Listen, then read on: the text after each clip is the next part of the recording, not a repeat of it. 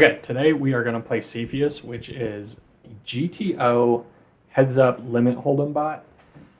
I'm not going to go through all of the details of him right now, but you can click around their website. It's from the University of Alberta. Alberta. You can just Google Cepheus Poker Project, spelled with a C, and it's really interesting. They pretty much tell you exactly his range, like pre-flop. He'll raise 100% with aces. He'll fold 100% with deuce 8 offsuit. And you can see his probabilities of fold, call, or raise for a wide range of hands. So Jack 6, he calls 57% of the time. He raises 42. He never folds it. So you can also see like where he'll limp and then raise. All sorts of stuff. Bet raise. All sorts of information. You can go over the tables yourself and kind of figure out what they mean. So real quick, I'm going to start to play it. You have to play them in 100 hand sessions. And yeah, I like this guy's name. Isolder, 86. Come on. Hit guest. Make my name. Run it thrice. And sign it. Okay. It's in French. So, pretty much, real quick, he plays GTO. So he's not trying to be the best player in the world, but he is trying to play in a style where nobody could beat him. He's trying to play unbeatable, unexploitable, unexploitably. So essentially, he's trying to put you into spots where you don't care either way, whether you call or you fold. So his range of hands that he randomizes his actions with pretty much put you into a spot where you're indifferent on the river to calling or folding. That's how that's what his bet frequency is supposed to do to you. So I am waiting. Why? Oh, they can only play 4 at a time on their server. That is interesting. So I was wondering the other day, I saw this like short list, and I did not know that they could only have 4 matches running at a time. You'll also notice kind of the problem I ran into with Slumbot. The user interface is just terrible. I wish they could just port like Full Tilt or Poker Stars or even Ultimate Bet or any of those, just that type of user interface to make it just more user-friendly. Okay, BG must have a big decision because he's still on the 94th hand. All right, guys, hurry up. I can always fast forward this part, but essentially, yeah, the user interface is just really annoying.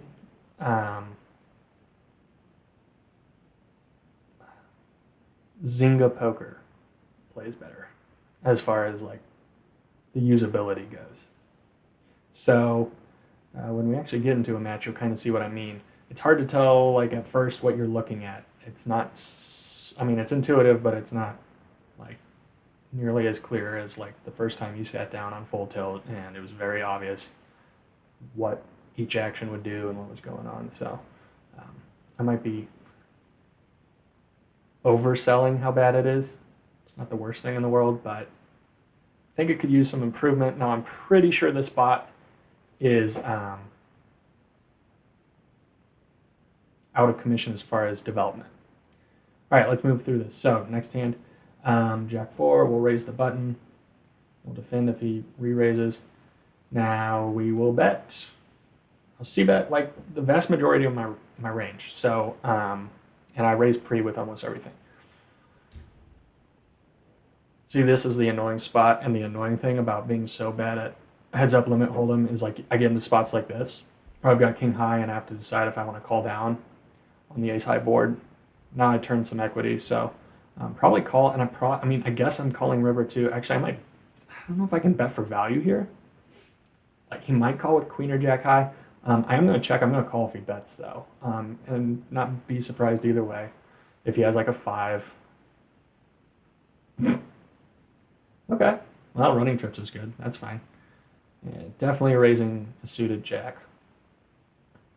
Definitely c-betting. I probably would not fire 3 barrels, or even 2.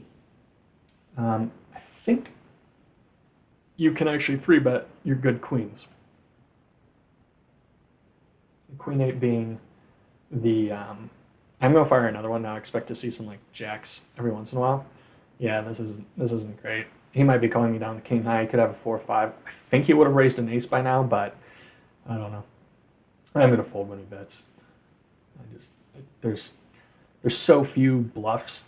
Like it's possible he has like some weird 7-3 suited and was just calling with the gut shot, but it's annoying. But I'm not gonna call him with queen high. And I think there's an argument to be made to not 3-betting queen 8 off. I think you would 3-bet queen 8 suited. I'm sure you guys can correct me if I'm wrong. I actually fold the complete trash out of my range. Ace 9. Now that one is definitely a 3-bet. And it's definitely a bet when you flop top pair. Now if he raises, I'll just go into call down mode. I'm definitely betting here.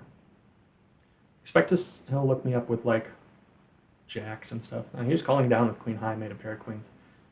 So we won 3-5. We will open and we will defend and flop nothing. I'm fine letting it go. I don't think there's a ton of merit into like trying to run some elaborate bluff on him. I can hit running straight, running flush, neither of which are the nuts. Obviously, the flush is terrible, and the board's already paired. I'm not afraid of a full house, but we are not going to mess with it. Ace 8. He folds his button. 2-3. See, this is where I wish I wasn't so rusty at limit hold'em.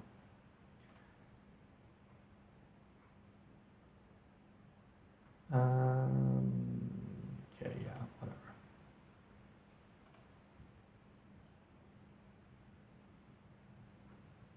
I think you just defend here. I don't think you 3-bet, but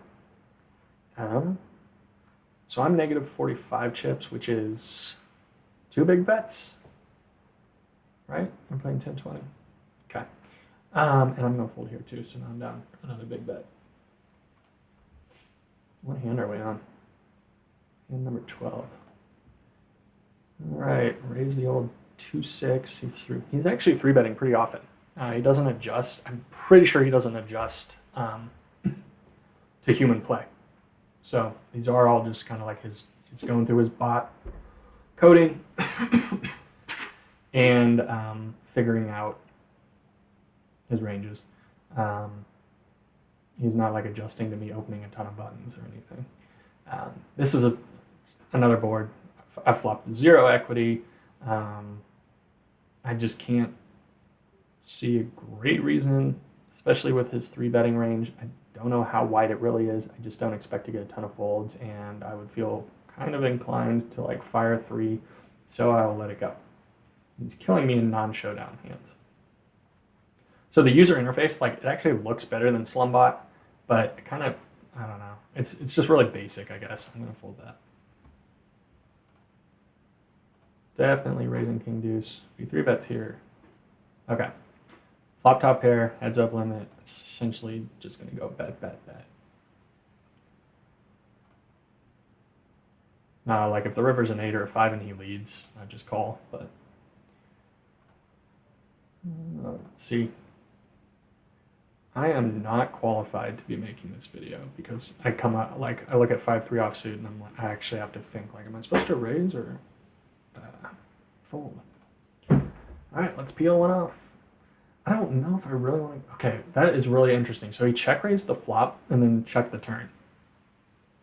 And I've only played one other session against him, so I have no idea if he check raises flops with complete error a lot of the time. I don't know if he check raises a turn. I think I'll just fold. But it's actually kind of annoying. I am gonna bet he might be check raising like his ace 3s, ace 4s, 3-4s, 4-6. And if he calls, I'm going to check back the river. That's actually not a bad card. And I am really inclined to try and get a thin value bet off and hope he looks up with ace 4 or ace 3. He might have had a 2. I don't know if he would check raise a 2. I think I am going to bet for value and kind of take a note of what he check raises the flop and then check. I'm not going to be super surprised if I see queen 9, queen 8, queen 7, 6, some like weak queen. You'd think he would continue, especially with that turn. But I don't know. I think I'm going to bet and see what he does. He showed, okay, I think the 8 plays. So this is one other thing I was worried about. So he has 5, 5, 10, 10. No, okay, we chop it, right? Yeah, I'm an idiot. We will just defend. And definitely check calling.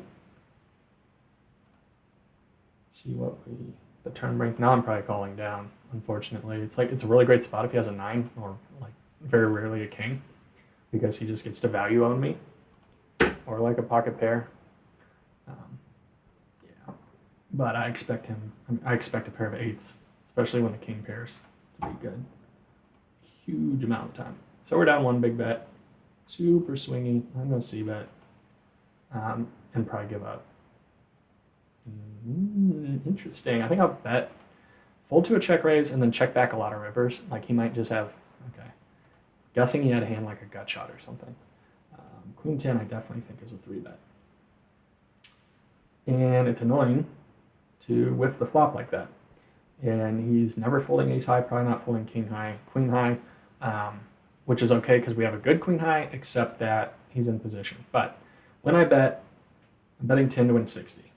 Now I've turned like a gut or an open-ended straight draw, and part of it gives me the absolute nuts. And I am going to continue to bet my equity. Now the bluff is less profitable here. When we bet, we're risking 20 to win 80 instead of 10 to win 60. But I think it's still good, especially with all the equity we got. And I have to call it off and hope for a jack ball. And I missed. I just don't see any reason to call with queen high here. So if he has some weird bluff, or like he's got queen high and he's bluffing, then good for him. I assume he's gonna bet, and I'm not gonna look him up. So we will fold. Moving on, jack 7. Defend his 3-bet, and here's another spot where you kind of just have to strap in. That's actually a really terrible card for me, and it's a really good card for him to bluff though too, so it kind of cancels itself out.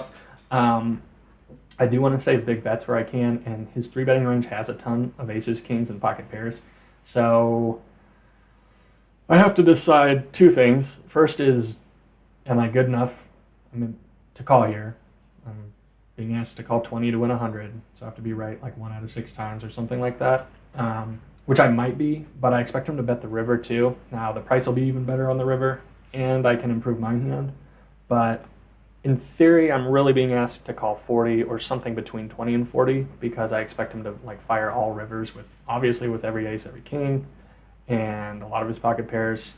And I really don't want to find out. So it might be a leak. Maybe I should call down like a little lighter in 3-bet pots when I flop a pair, but I am going to let that one go. I wish you could peek. I wonder if there's a way to peek. Yeah, I don't know. In Slumbot, you can peek at what they had afterwards, which is really nice. This is obvious 3-bet. Hope it 4-bets. So I flopped the gut shot to the nuts in 2 overs. I'll bet. And that worked out good. It's actually kind of a bad board for me. Like it connects to just random ranges all over the place, 7, 9, 10, but I got away with it. Top paired. Oh, interesting. So he has not led into me yet. I think I am going to raise for value. I expect like maybe he would lead just like some weird draws. I have top pair, good kicker. He didn't 3-bet pre, and I do have a backdoor to like the 3rd or 4th nuts. So 4th nuts. Let's go ahead and raise. If he 3-bets, okay, I just have to call down. That's actually a terrible card. Except I wouldn't expect him to 4-bet a 4 unless it was 2 pairs. So like 3-4, jack 4. Now jack 3 just got counterfeited. I think I'm going to call down. Now if the river's a heart, I don't know. I mean, I expect to be beat the vast majority of the time. So I'm getting 8 to 1 on my money. So I have to be right some pretty small percentage of the time. And it's really close. Like, am I right? Like, am I winning 16% of the time? I don't know. 13% of the time, 10% of the time, whatever the price is when you get to the river. It's really close. And he plays, like I said, GTO earlier, where he kind of puts you into spots like this, where I think there's merit to just like saving a big bet. And I also think there's merit to getting 8-1 and having top pair heads up. I think it's a pretty easy call, but I actually expect not to win super often. So he turned a boat. He had 2 pair, and that wasn't great. What can you do? All right, king queen raise. I'll 4-bet if he 3-bets, which he does, and hope to flop a pair. I did not. I'll bet. If he check raises, I'm going to call, at least peel 1 off. I think I'm going to bet here too. I don't know if I can get him off ace high, but when I 4-bet pre, if he has like a weak ace high, problem with a lot of his weak ace highs actually have pairs now. But ace 5, like I don't know how thrilled he is to like call down with ace 5. He might. Okay, he folded, and this is where I really wish I could peek because I imagine he had like a weak ace high or like a mid ace high, ace 8 or something. Ace king's an obvious 3-bet. Hopefully he 4-bets. He doesn't. We are going to bet. We've got 2 overs. I mean, I know the 9 and the 10 are good for him. That's actually fine too. I expect to have the best hand here a decent amount of time. I'm going to check. I'm going to call the river. I think like he's got all these jack 8s, jack queens. It's hard to know like if he would 4-bet some of these hands. So he had king high. Maybe I could have bet the river for value, but it's pretty thin. And I think he bluffs enough where like if I bet and he raises, I have to fold. But if I check and he bets, I think I can call with ace king high. It's the nut ace high. Like he might value bet a worse ace.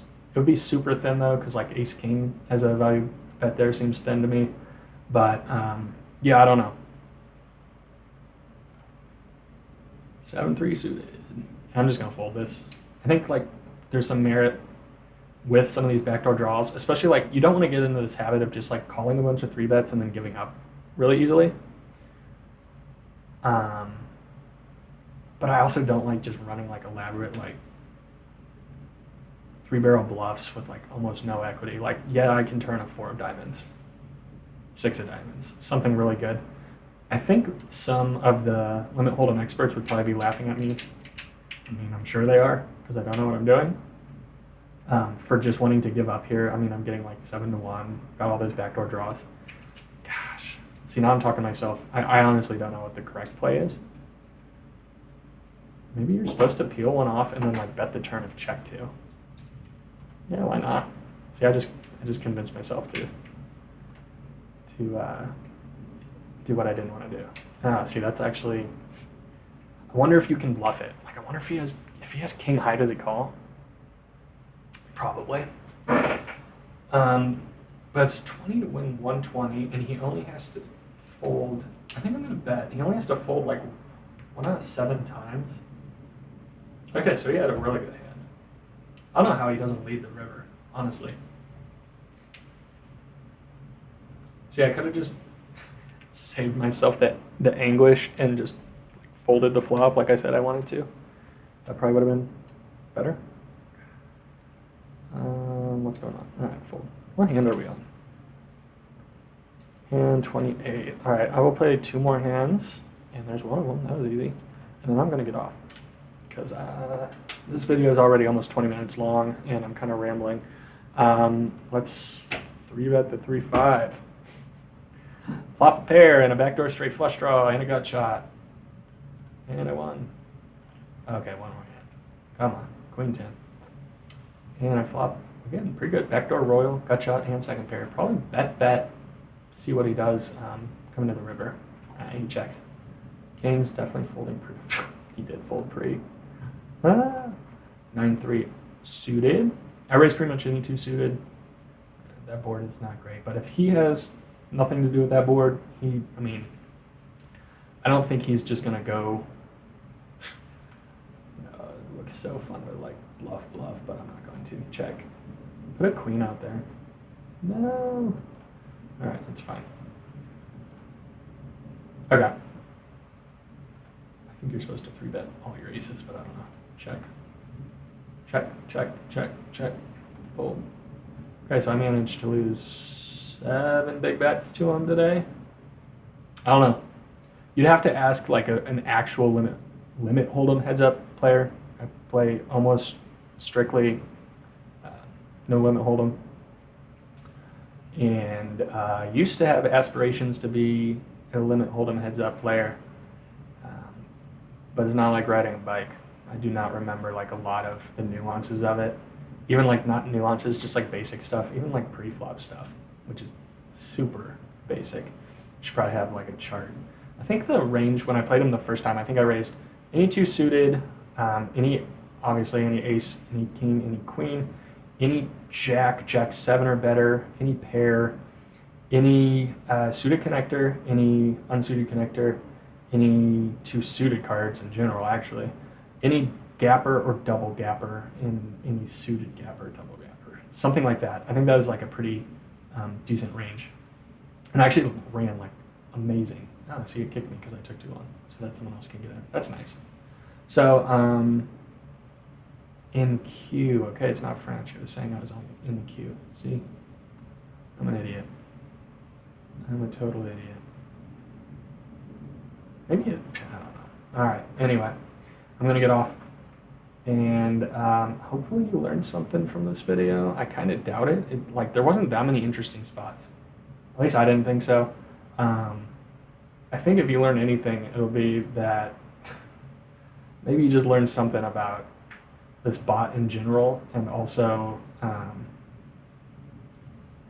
maybe it'll inspire you to research a little bit more than I did before playing him, because there were some spots that are probably very basic that I had to think about and couldn't explain very well. Whenever you get to a spot like that, it's like it's something you should be studying in your poker game. Like, you should stop and figure it out, especially if it's a basic spot. Like when I'm taking 5 seconds to decide, should I be raising or folding 3-5 offsuit pre-flop?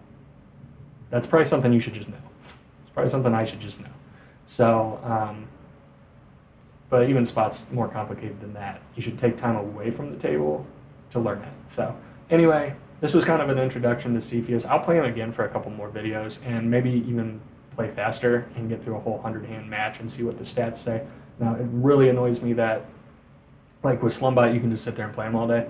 These are in 100-pound, 100-hand matches, and you have to play all 100 and then see the stats, and it's annoying. So anyway, I hope you enjoyed the video. If you did, leave comments. If I played everything terrible, let me know about it. Whatever. All right, see you guys later. Bye.